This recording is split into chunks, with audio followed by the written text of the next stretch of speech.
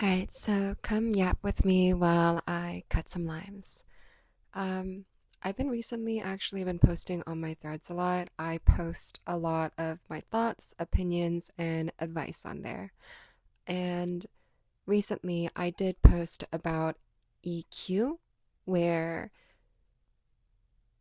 where basically people with a low EQ tend to worry about losing someone, while people with higher EQ tend to worry about losing themselves. I realized that not a lot of people know the difference of how to change going from low EQ to high EQ. So, that is what I'm going to talk to you guys about today.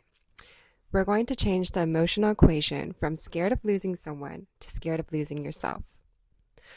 The first step is you have to understand the original equation first. When you're afraid of losing someone, it's almost always because you've made them A, the source of your validation, B, the mirror that tells you who you are, C, the anchor for your emotional stability, and D, the fantasy of safety, your future, or belonging. Basically, your nervous system decided that they are home. And when someone else becomes your home, losing them feels like losing oxygen. 2. The equation changes the moment you become your own source. When you start building internal worth, you start thinking like this. A, I choose them, but I don't need them. B, I can love you deeply without abandoning myself. C, walking away from myself is more painful than walking away from you.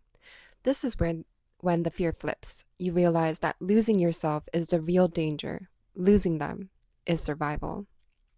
3. So it also comes down to self-worth, but here's the exact mechanism.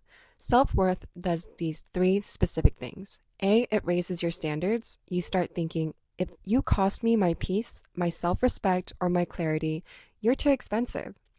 B, it strengthens your boundaries. You stop shrinking, chasing, or overgiving because you understand your own value.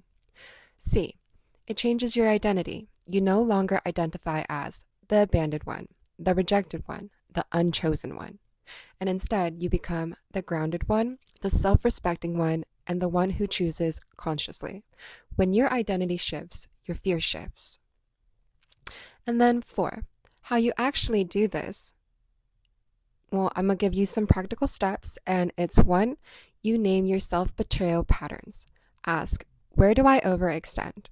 Where do I silence myself? Where do I ignore my intuition? And where do I accept less than what I deserve?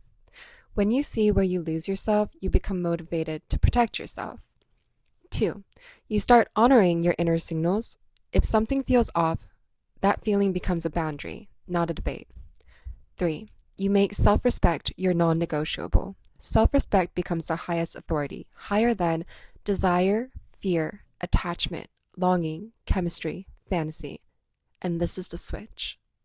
4, you make your life full enough that no one else becomes the whole center. Your identity becomes your goals, your values, your inner world, your friendships, your rituals, your vision, not a person. This automatically prevents self-abandonment. Does this make sense so far? Because I do hope you know that you stop fearing losing someone when you stop making them your source. When you become the home you've been looking for, your only real fear becomes losing yourself. And I do hope that this helps whoever is going through whatever you're going through, because when your self-worth rises, your attachment relaxes.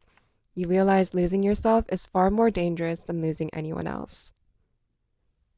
If you guys like listening to these kind of things, let me know in the comments.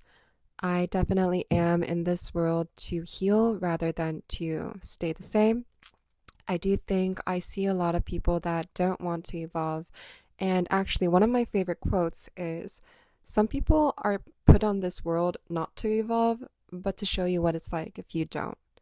And for me, it honestly hits me extremely well, because why wouldn't you want to evolve, you know? Why wouldn't you want to level up every single year that you get older? They do say the older you are, the wiser you get. I don't believe that. I only believe it if people are willing to be accountable and willing to learn from their mistakes and willing to evolve and learn.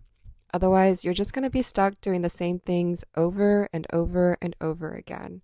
And I feel like that's why a lot of people just end up being miserable because they're stuck. But other than, making cocktails and having a look into my bar diaries or my bar shifts, I am here to help. If you guys have any questions on life stuff, I tend to give somewhat great advice. So, whatever you need help with, just let me know. And for those that think that you're alone, you're not. I also post a lot of random stuff that goes on in my heads, my opinions, my advice, my thoughts on my threads, and this whole thing actually came from my threads, so come join me there if you want to know more of what goes on in my brain that never stops thinking. But anyways, yeah, I hope this helped you guys out.